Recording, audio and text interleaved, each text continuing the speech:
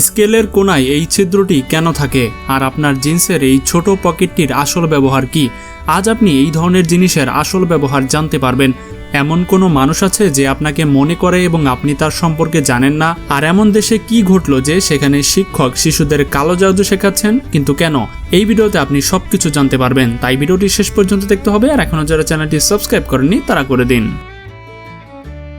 আজ গাছ কাটার জন্য যে চেইনশ ব্যবহার করা হয়, আপনি জানলে অবাক হবেন যে এর উদ্ভাবন শুরু হয়েছিল চিকিৎসা কাজের জন্য।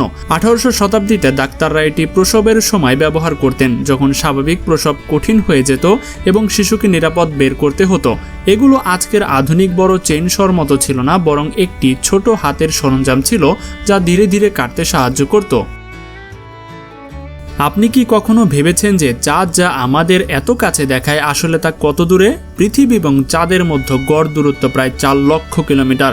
এই সংখ্যা শুনতে স্বাভাবিক মনে হলেও আসলে এই দূরত্ব এত বিশাল যে সৌরজগতের সব গ্রহকে এক লাইনে সাজালেও তাদের মোট আকার এই ফাঁকের মধ্যে ফিট হতে পারে। আপনি কি জানেন যে ডাইনোসর যেসব বিশাল পাথরের কারণে বিলুপ্ত হয়েছিল সেরকম পাথর আজও পড়ে? বিজ্ঞান এগুলোকে উল্কাপিণ্ড বলে। প্রতি বছর হাজার হাজার উল্কাপিণ্ড পৃথিবীর বায়ুমণ্ডলে প্রবেশ করে, কিন্তু বেশিরভাগই বাতাসের ঘর্ষণে পুড়ে যায়। যেগুলো বেঁচে যায় সেগুলো সাধারণত সমুদ্র বা জনশূন্য এলাকায় পড়ে। এই কারণে এখন পর্যন্ত মানুষের মৃত্যুর কোনো নিশ্চিত ঘটনা পাওয়া যায়নি। শুধু একটি বিরল ঘটনার রিপোর্ট হয়েছে। একজন মহিলাকে উল্কাপিণ্ড আঘাত করেছিল, কিন্তু তিনি বেঁচে গিয়েছিলেন। ইউনিভার্সিটি অব এক্সেটার এমন একটি কোর্স চালু করেছে যা সবাইকে চমকে দিয়েছে। এই কোর্সের নাম ছিল ম্যাজিক অ্যান্ড অকাল্ট সায়েন্সেস। এটি একটি স্নাতকোত্তর MA প্রোগ্রাম যা সেপ্টেম্বর 2024 সালে শুরু হয়েছিল। অকাল্ট মানে এমন জিনিস যা লুকানো বা অতিপ্রাকৃতিক বিশ্বাসের সাথে যুক্ত, যেমন ট্যারোট রিডিং, জ্যোতিষশাস্ত্র ইত্যাদি। এই বিষয়টি কুসংস্কার হিসেবে নয়, বরং একটি গুরুতর একাডেমিক অধ্যয়ন হিসেবে পড়ানো হচ্ছে, কারণ তরুণদের মধ্যে এর আগ্রহ অনেক বেশি। আপনি কি কখনো লক্ষ্য করেছেন যে যখন আপনি একা আলো এবং শব্দবিহীন কোনো ঘরে বসেন তখন মস্তিষ্ক কোনো বাহ্যিক ইনপুট পায় না? বিজ্ঞানে এই অবস্থাকে সেন্সরি ডিপ্রিভেশন বলে। এর সহজ অর্থ হলো যখন দেখায়, শোনার বা অনুভব করার সংকেত মস্তিষ্কে পৌঁছায় না। যখন মস্তিষ্ক নিজেই শব্দ, ছায়া এবং কারো উপস্থিতির অনুভব তৈরি করতে পারে। একে হ্যালুসিনেশন এফেক্ট বলা হয়ে থাকে। অর্থাৎ এমন জিনিস যা দেখা বা শোনা বা বাস্তবে নেই, কিন্তু এটি অতি প্রকৃত বিষয়ও নয়, বরং মস্তিষ্কের স্বাভাবিক প্রতিক্রিয়া যখন সে সংবেদনশীল ইনপুট থেকে বিচ্ছিন্ন হয়ে যায়। আমরা সবাই জানি আলবার্ট আইনস্টাইন কত বড় জিনিয়াস ছিলেন। তার মৃত্যুর পর গবেষকরা তার মস্তিষ্ক পর্যবেক্ষণ করে দেখেন যে তার মস্তিষ্কের কিছু কিছু অংশ সাধারণ মস্তিষ্কের চেয়ে বড় ছিল, বিশেষ করে যেগুলো চিন্তা এবং সমস্যার সমাধানে ব্যবহৃত হতো। আর এই অংশগুলো আমরাও আমাদের মস্তিষ্ককে শক্তিশালী করতে পারি। যেমন নিয়মিত রুবিক্স কিউব এবং পাজল সমাধান করলে মস্তিষ্কের যুক্তি এবং সমস্যা সমাধানের ক্ষমতা শক্তিশালী হয়। ভাবুন, আপনি একা একটি ঘরে আছেন এবং সেখানে কোনো শব্দও আসছে না, তবু আপনি কিছু শুনতে পাচ্ছেন। না, এটা কোনো ভূত নয়।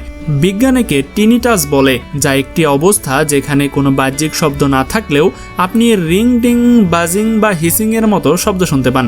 এই শব্দ আসলে বাইরে থেকে আসে না, মস্তিষ্ক নিজেই এটি তৈরি করে। যদি কারো টিনিটাস থাকে তাহলে শান্ত ঘরেও তিনি হালকা শব্দ অনুভব করে থাকেন।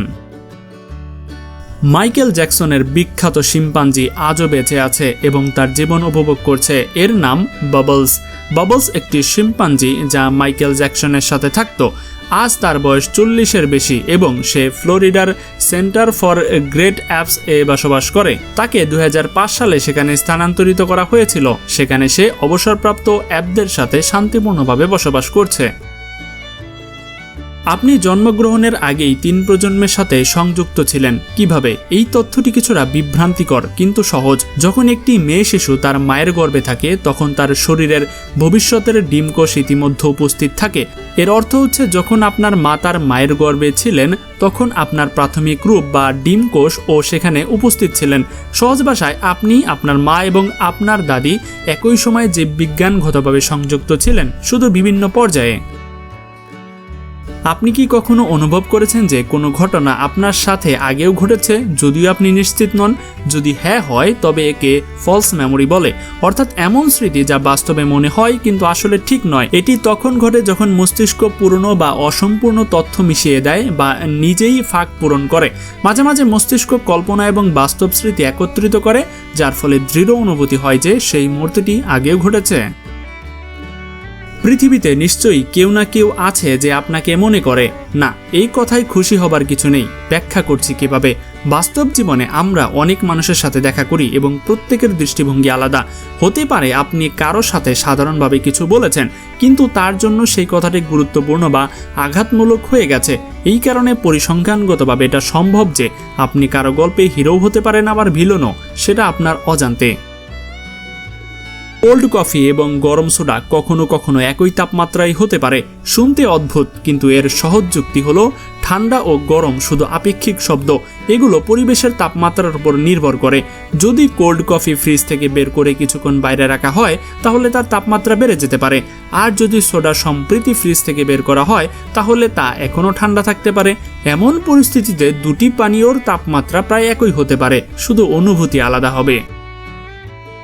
আপনি কি জানেন মধু এমন একটি প্রাকৃতিক খাদ্য যা হাজার হাজার বছরও নষ্ট হয় না? সম্প্রতি কিছু বিজ্ঞানী মিশরের পিরামিড থেকে 3000 থেকে 5000 বছরের পুরনো মধু আবিষ্কার করেছে, যা আজও খাওয়ার জন্য সম্পূর্ণ নিরাপদ। কারণ মধুতে আর্দ্রতা অত্যন্ত কম এবং অম্লতা বেশি। মধুতে প্রায় পানি নেই, যার ফলে ব্যাকটেরিয়া এবং অণুজীব সেখানে বাড়তে পারে না। পাশাপাশি মৌমাছিরা যখন মধু তৈরি করে তখন এতে প্রাকৃতিক সংস্করণ তৈরি হয়। শুধু শর্ত একটাই, মধুটি বদ্ধ ও সিল করা পাত্রে থাকতে হবে। এখন আমি আপনাদের সেই সব দৈনন্দিন জিনিস সম্পর্কে বলবো যার আসল উদ্দেশ্য ছিল অন্য কিছু, কিন্তু সেগুলো আমরা অন্য কাজে ব্যবহার করছি। প্রথমত, রুলার বা স্কেল। কিছু রুলারের কোনায় একটি ছোট ছিদ্র থাকে যা অনেকে সাধারণত ডিজাইন বলে মনে করেন, কিন্তু এর আসল কাজ ছিল ব্যবহারিক সংস্করণের জন্য। পুরনো সময়ে যখন শিক্ষার্থীদের কাছে জ্যামিতিক বাক্স থাকতো না, তখন তারা এই ছিদ্র দিয়ে দেয়ালের পেরেক বা হুকের রোলার ঝুলিয়ে রাখতেন, যাতে তা ভেঙে না যায় এবং সহজেই খুঁজে পাওয়া যায়। নোটবুকের মার্জিন লাইন। স্কুলের নোটবুকের পৃষ্ঠায় আমরা লাল মার্জিন লাইন দেখি। অনেকে মনে করেন যে এর মূল উদ্দেশ্য শিক্ষার্থীদের শৃঙ্খলাবদ্ধ কাজ শেখানো, কিন্তু এর আরও একটি সাধারণ কারণ আছে। পুরোনো সময়ে ইঁদুর প্রায়শই নোটবুকের কোনায় কুড়িয়ে কুড়িয়ে খেত। মার্জিন রাখা হতো যাতে ইঁদুর প্রতি প্রান্তগুলো কিছুটা কেটে ফেললেও তবু এর ভেতরের গুরুত্বপূর্ণ বিষয়বস্তু যেন নষ্ট না হয়। পেনের ক্যাপের ছিদ্র। বেশিরভাগ পেনের ক্যাপের ওপর একটি ছোট ছিদ্র থাকে। কম লোকই জানেন এটি একটি সাধারণ জীবন রক্ষাকারী নিরাপত্তা বৈশিষ্ট্য। প্রায়শই ছোট বাচ্চারা বা শিক্ষার্থীরা পড়তে পড়তে পেনের ক্যাপ মুখে দিয়ে দেয়। যদি কেউ ভুলবশত এটি গিলে ফেলে এবং তা গলায় আটকে যায়, তবে এই ছিদ্রের মাধ্যমে ফুসফুসে সরাসরি বাতাস প্রবাহিত হতে থাকবে, যার ফলে শ্বাসরোধ হবে না এবং চিকিৎসা সহায়তা না আসা পর্যন্ত শ্বাস চলতে থাকবে। পেন্সিলের কালো অংশ। নাটরাজ পেন্সিলের ওপর কালো অংশ বেশ কিছু উদ্দেশ্য রয়েছে এগুলো দেওয়ার পেছনে।